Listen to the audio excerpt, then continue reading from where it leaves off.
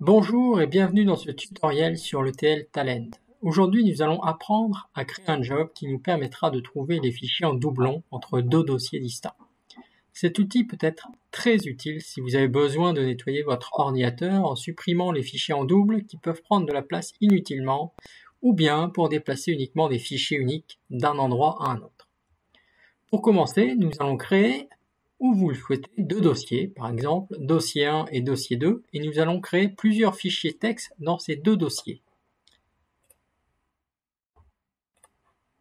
Donc nous avons ici dossier 1 et dossier 2, que j'ai déjà créé, et à l'intérieur de chacun de ces dossiers, j'ai créé quelques fichiers texte a.txt, b.txt, c.txt, et bien entendu, dans le dossier 2, quelques fichiers en doublon, A et B qui apparaissent dans le dossier 1, et D.txt, E.txt qui sont des fichiers uniques.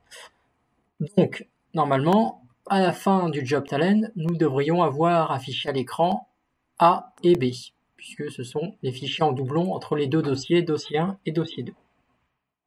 Donc, à présent, ouvrez talend et créez un nouveau job. Moi, le job est déjà créé. Le nom du job, c'est trouver des fichiers dupliqués.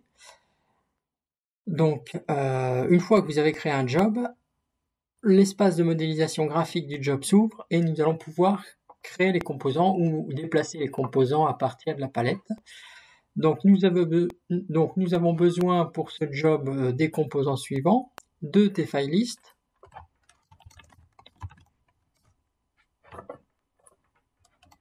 de tIteratetoFlow. Donc pour mettre les composants, soit vous les faites lisser depuis la palette qui se trouve à droite, en renseignant dans la barre ici les composants que vous recherchez, soit vous tapez directement dans l'espace de modélisation graphique. Donc moi je préfère cette méthode de saisir directement les composants, cela va un peu plus vite.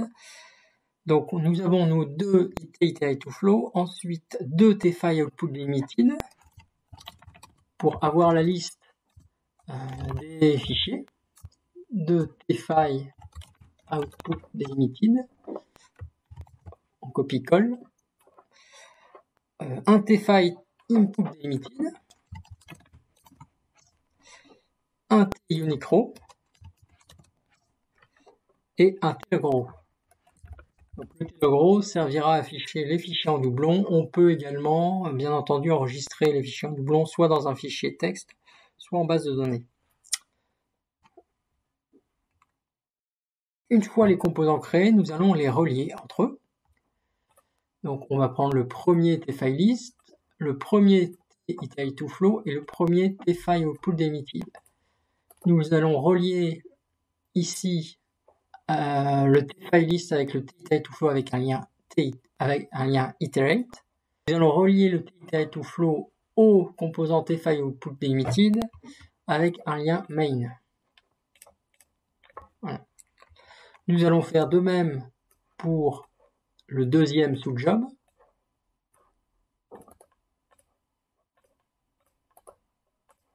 Un lien main. Donc nous allons aligner les composants. Ensuite, nous allons créer notre troisième sous-job. Ensuite, nous allons créer notre troisième sous-job. Donc le tFileInputDelimited sera relié au tUnicro avec un lien main.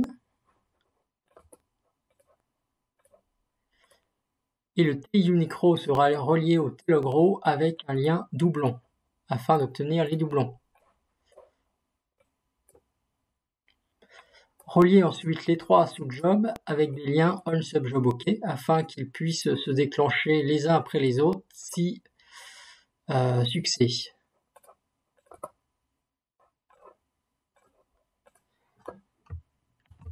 N'oubliez pas d'enregistrer.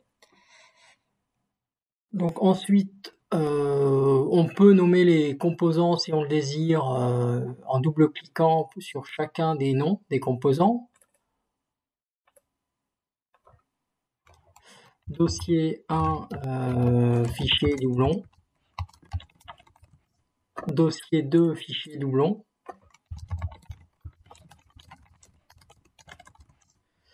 dossier 2,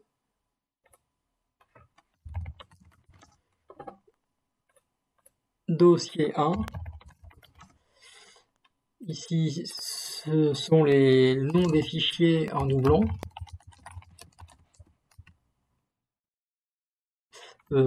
Pardon, ici, ce sont les noms des fichiers, dossier 1 et dossier 2.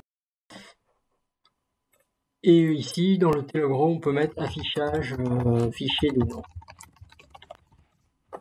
Et dans le Unicro, on peut mettre obtenir les doublons.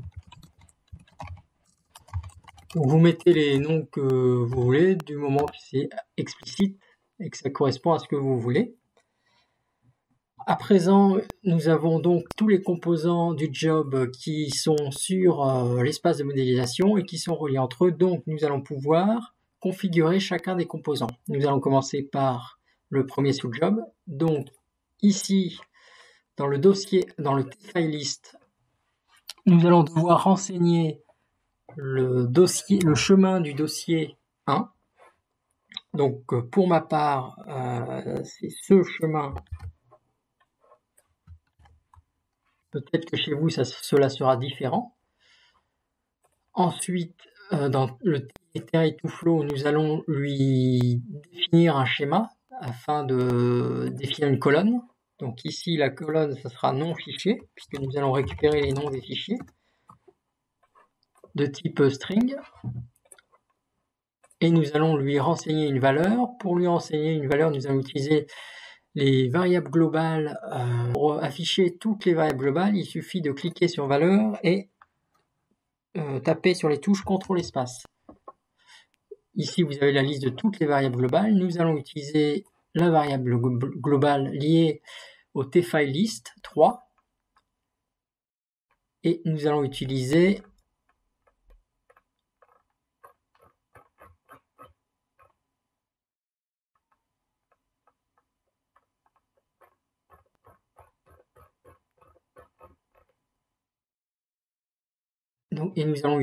cette variable ici, tFileList3 currentFile, afin d'avoir les noms des fichiers. Et dans le composant tFileOutputDelimited, nous allons renseigner le chemin du fichier de sortie, qui est ici. Perçu d'une petite erreur dans dossier 1 ici, il faut qu'on rajoute le nom du dossier, donc dossier 1. Dossier 1. Voilà, à présent, donc le premier sous-job est configuré. Maintenant, nous allons passer au deuxième. Nous allons configurer de la même manière les trois composants du second sous-job. Donc on peut copier-coller directement les chemins. Donc, je copie le chemin du tFileList3 et je le colle dans le chemin du tFileList4. Et je change le nom dossier 1 en dossier 2. Pour le iterate2flow 4, nous allons créer la colonne nom fichier. Nom fichier. Et nous allons renseigner la valeur en tapant sur CTRL espace et en choisissant dossier 2 currentFile. Et dans le tFileOutputDelimited 4, nous allons copier-coller le chemin du tFileOutputDelimited 3. Donc on a bien le même fichier en sortie. Et donc pour que les lignes du premier sous-job ne soient pas écrasées, nous allons ici cocher la case écrire après. De cette manière, nous aurons bien la liste des fichiers pour le dossier 1 et ensuite, dans le même fichier de sortie, la liste des fichiers pour le dossier 2. N'oubliez pas d'enregistrer. Voilà, maintenant à présent, il nous reste à configurer le troisième sous-job. Donc ici, nous avons le fichier d'entrée qui correspond donc au fichier de sortie fichier en doublon.csv du sous-job 2. Donc on peut copier-coller directement les chemins. Nous laissons le séparateur de ligne tel quel ainsi que le séparateur de champ, point virgule. Donc ce sont les séparateurs par défaut. Nous renseignons le schéma en double-cliquant ici sur les trois petits points et nous renseignons donc la colonne qui est nom fichier. OK. Donc ici, vous avez une fenêtre, voulez-vous propager les modifications? Vous cliquez sur Yes. Ensuite, dans le TUnicro, nous avons le schéma, la colonne, nous avons la colonne non fichier. Il suffit de cocher la case attribut de clé afin de signifier que cette colonne est une clé et que nous voulons justement connaître les doublons par rapport à cette colonne. Et ensuite, dans le TLogRow, nous avons l'affichage, et pour avoir un affichage un peu plus joli, nous allons cocher la case tableau. Donc là, n'oubliez pas d'enregistrer, la configuration est à présent terminée. Voilà, donc la configuration est terminée. À présent, nous allons pouvoir exécuter le job. Donc pour exécuter le job, vous avez ici un onglet exécuter et un bouton exécuter.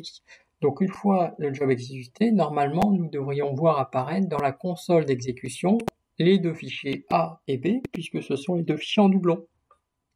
Donc c'est parti, on exécute le job.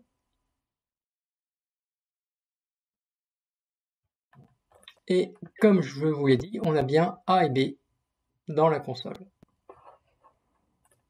Donc on arrive à la fin du tutoriel. J'espère que vous avez trouvé cette vidéo utile et que vous avez appris quelque chose de nouveau. Si c'est le cas, n'hésitez pas à laisser un pouce bleu et un commentaire pour me le faire savoir. Cela me donnera de l'énergie pour créer de nouvelles vidéos et vous aider à progresser dans votre apprentissage de Talend.